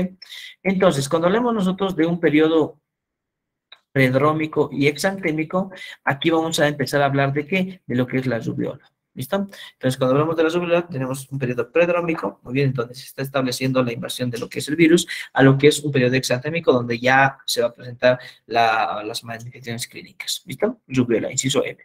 Pregunta número 11. Para el diagnóstico efectivo de Neisseria meningitidis, la muestra será para el diagnóstico efectivo de Neisseria meningitidis. La más importante, como te dice ahí, meningitidis, hasta la especie te dice, ¿no? Meninges. Y ustedes saben que las meninges, en este caso, van a estar en contacto con líquido cefalorraquídeo, por ende, la respuesta es inciso C, líquido cefalorraquídeo. Es la muestra más importante, muy bien, para un diagnóstico efectivo. ¿Listo? Pregunta número 12. El MP, aquí está, el MPSB4, ¿ok? El MP, en este caso SB4, es una vacuna específicamente para qué, ahí sí está, ¿no? Es la vacuna para qué, para obviamente la Neisseria meningitidis, ¿no? También se lo conoce esta vacuna como la Menomune, así se lo conoce, ¿no? La Menomune, así se lo conoce. Que obviamente va a tener actividad en quiénes, específicamente en los polisacáridos del meningococo, muy bien, pero va a ser tetravalente. ¿Qué significa tetravalente? Que solamente va a actuar en 4 grupos, en el A, en el C, en el I y también en la W135. ¿Listo? Esos son los 4 tipos que va a ser activo. Muy bien, por eso se llama tetravalente. Bien, esa es la vacuna. Muy bien, pasemos. Pregunta número 13. La granulomatosis infantiséptica es causada por la granulomatosis infantiséptica. Muy bien, obviamente es causada por Listeria monocitogenes, pero cuando se sitúa en dónde? En la parte epitelial en este caso del útero. ¿Te acuerdas? Cuando hemos hablado específicamente de esta parte, ¿no? De la granulomatosis. Muy bien, entonces la granulomatosis infantiséptica obviamente es cuando es a nivel intrauterino. Muy bien, pasemos. Listeria monocitogenes. Vamos. Pregunta número 14. Dice, según la clasificación de Lancefield, el Streptococcus agalactiae es un beta-hemolytíco del grupo, bien escrito, ¿no? Del grupo B. ¿Listo? Esto todo depende de qué? Del carbohidrato C, ¿no? Que en este caso va a ir subclasificando la clasificación de Lancefield. Pasemos. 15. Esta proteína del virus de la rabia es importante para la elaboración de vacunas rábicas, ya te he dicho. La proteína del virus de la rabia que es importante para elaborar las vacunas rábicas es la glucoproteína G, la glucoproteína G, por si acaso, ¿ok? La respuesta es inciso C en este caso, ¿ya? La glucoproteína G. Muy bien, pasamos. Vamos a las preguntas abiertas. En las preguntas abiertas es más fácil, obviamente, poderlas resolver porque es efectivamente una palabra sencilla, no es colocar específicamente palabras, ¿no? Sino palabras específicas. A ver, empecemos. La rabia encefálica también se conoce como que, no te olvides de que cuando hablamos nosotros de la rabia, específicamente, va a irse presentando, en este caso va a irse presentando, un ratito, si quiere pagar esto. Muy bien, voy a cargar mi computadora. Muy bien. Ahí está. Un minutito, muchachos. Creo que ya está.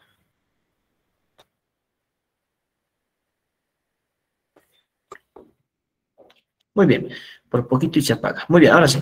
Como estaba diciendo, entonces, cuando hablamos nosotros de lo que es, en este caso, la rabia, tiene, en este caso, fases, ¿verdad? La fase neurológica aguda, la fase rábica encefálica, la fase paralítica y el periodo de estado, ¿verdad?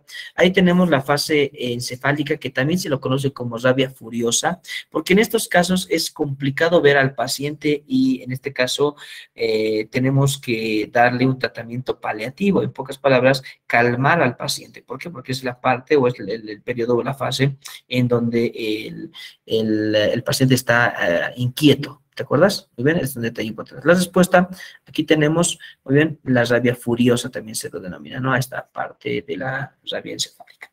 Pregunta número 17, dice, cite 2 síntomas de la rabia en personas. 2 síntomas, solamente 2 síntomas, ¿ok? La más importante es intranquilidad, muy bien, intranquilidad.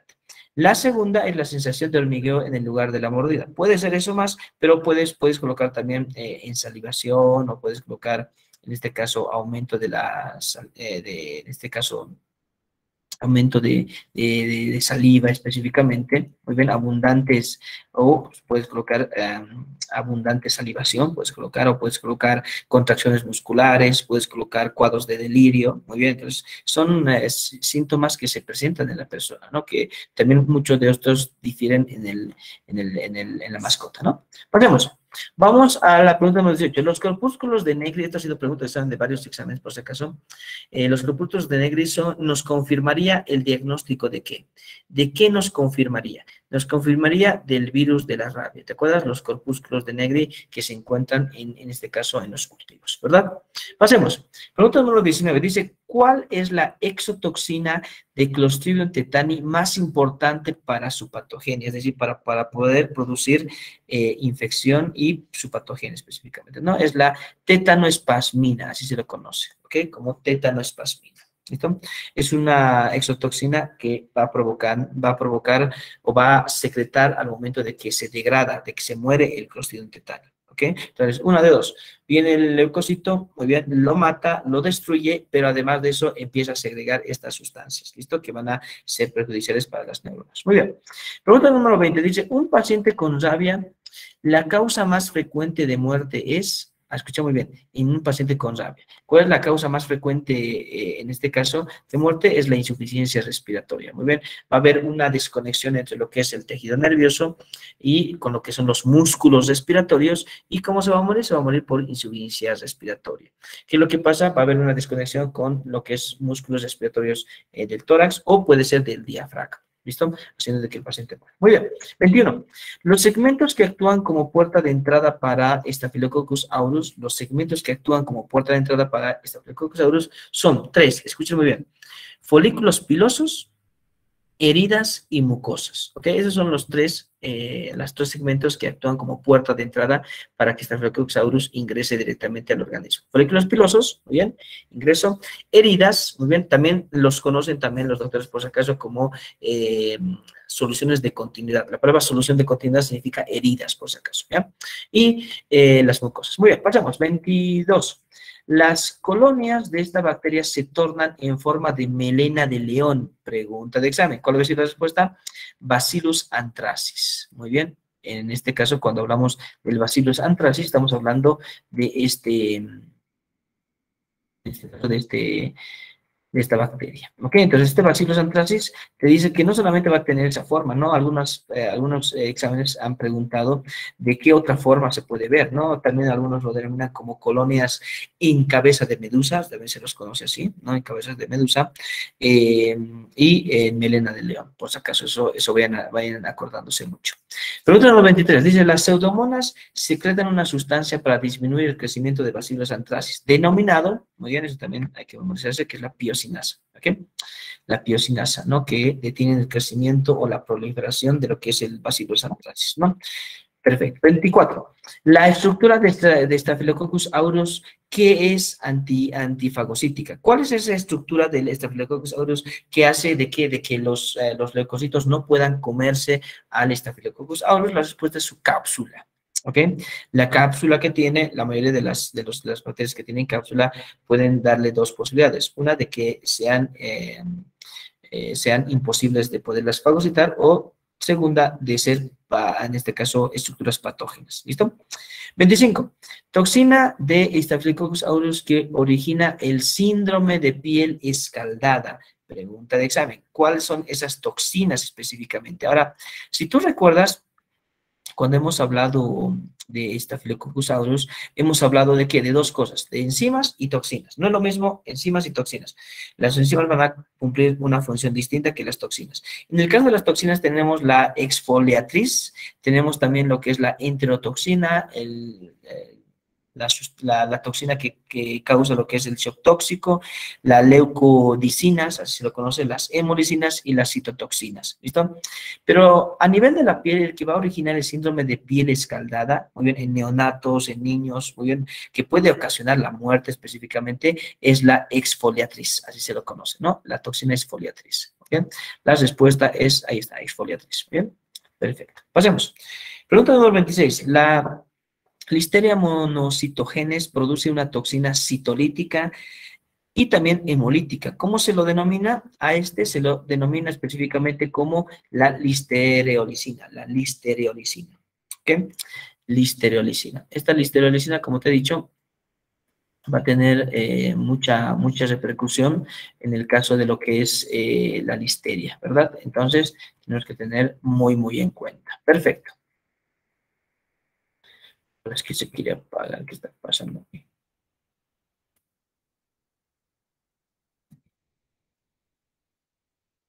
Listo, muy bien. Continuamos. Pasemos a la 27. Dice, la proteína L tiene una función enzimática al traslado del virus a través del axón de las neuronas. El virus mencionado es obviamente el virus de la rabia, ¿ok? Hemos mencionado ahorita las proteínas específicamente que hemos ido recordando. Muy bien, al momento de hablar de lo que es el virus de la rabia, ¿verdad? Tiene la proteína N, proteína G, mejor dicho, glucoproteína G, tiene en este caso lo que es la proteína NS, la proteína L, como hemos mencionado ahorita, y la proteína NS, ¿no? La proteína L, como te he dicho, funciona como una enzima para trasladar al virus a través del axón hacia las neuronas, ¿verdad? Respuesta, ahí está, virus de la rabia.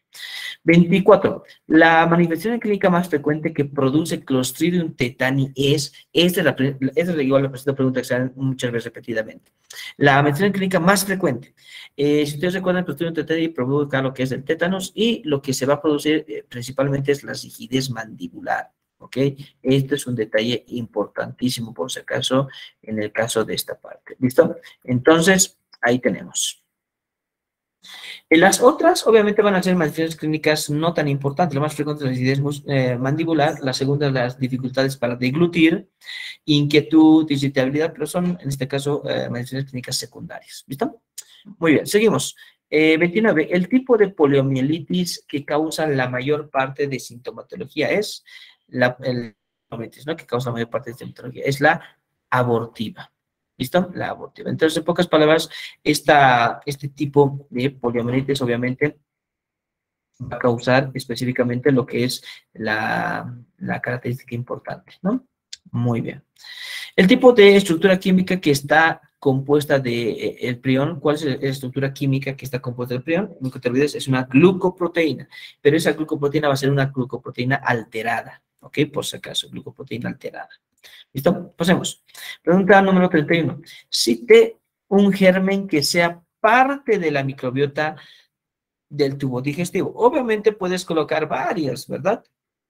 Puedes colocar Escherichia coli, puedes colocar, obviamente, varios que no son, obviamente que no hemos avanzado del rote, pero el que te recomiendo es que te memorices el que está en el rote, por si acaso, ¿ya? Porque como no es en el rote, muchos colocan eso y les colocan mal, ¿bien? Tiene que ser de lo que está en el rote, ¿no? Y por eso les pongo aquí el Streptococcus agalactiae, que es uno de los que se encuentran mayormente en tubo digestivo como una microbiota, un microorganismo normal, ¿ok? 32. La forma del virus de la rabia esta es otra pregunta que igual suelen repetir mucho, es la forma de bala, ¿ok?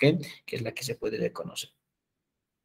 33, esto sí se ha repetido, por si acaso es los corpúsculos de Negri a la observación microscópica es confirmatorio para virus de la rabia. No, nunca te olvides de estos corpúsculos de Negri, puede ser pregunta de examen por si acaso. Pregunta número 34. El anthrax antiestafilocócico está generado por Staphylococcus aureus específicamente, ¿no? El anthrax estafilocócico se llama Staphylococcus. Cuidado que vayan a colocar en este caso el bacilo, en este caso, ¿no? El Bacillus anthrax, no es el Bacillus anthracis, no, sino es Staphylococcus aureus. Por último, 35. La gangrena de Clostridium genera la muerte del tejido como consecuencia de que la gangrena del Clostridium, muy bien, va a generar muerte en este caso de lo que es partes del miembro superior, parte del miembro inferior, pero ¿por qué? Siempre va a ser por falta de irrigación. ¿Por qué? Porque te he dicho que va a haber una hipoxia y esa hipoxia va a provocar, en este caso, de que esa parte del cuerpo sea inservible, muy bien, haya necrosis, haya, en este caso, pues se llama gangrena, muy bien, y por ende, la única solución es amputación, ¿listo? Del miembro específicamente afectado. ¿Ok? Muy bien. Hasta aquí, por si acaso, vamos a ir avanzando. ¿Para qué? Para que la grabación no sea tan larga. Por si acaso, quiero, aquí me ha dicho Google, por si acaso, de que está siendo muy amplio o muy pesado la grabación. Así que les voy a ir pasando en este caso, los exámenes, por si acaso los exámenes, aquí voy a ir pasándote 2 exámenes, 3 exámenes más, para que ustedes lo vayan leyendo con sus respectivas respuestas. No se necesita en este caso resolverlas, sino ya van a estar resueltas. Les voy a ir pasando inbox por si acaso, ¿ya? Todos estas materias que les estoy pasando no los van a pasar a otras personas, por si acaso, ¿ya? Solamente ustedes tenganlo, ¿ya? Entonces, hasta aquí vamos a avanzar porque el videito se va a hacer más largo y se va a tardar más en poderla guardar, así que lo voy a paralizar y les voy a ir mandando los materiales inbox, ¿listo? Entonces, hasta aquí, muchachos, la clase del día de hoy y nos vemos en otra próxima, muy bien, ocasión. Les voy a ir mandando los materiales, como les he dicho, en inbox. Denme por lo menos una media horita para mandarles toditos, muy bien, todos los exámenes.